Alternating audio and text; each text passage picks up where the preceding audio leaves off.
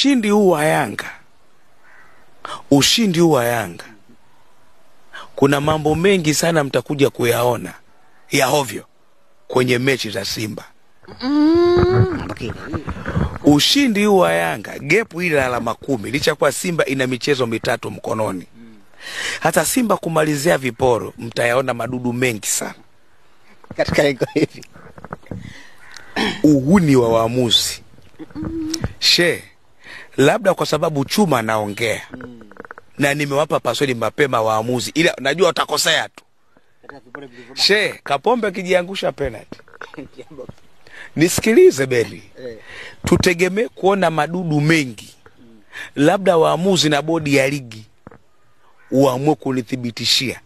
Lakini kitu kingine ni kwamba hata bodi ya ligi na wao kuna makali ambayo wameyapunguza, licha kwa mengine walishayaharibu baada ya Simba kwenda semifinal. Kwamba semifinal ndio ni kipozeo cha madudu kwenye ligi yetu, hasa kwenye mechi za Simba. Unalipata vizuri? Kamata hii. Itafika wakati mtu wa Simba mwenyewe atasema hapa tumebebwa, lakini ndio ishaondoka hiyo. Itafika wakati. Bahati nzuri Simba imekwenda semifinal kwenye Confederation Africa.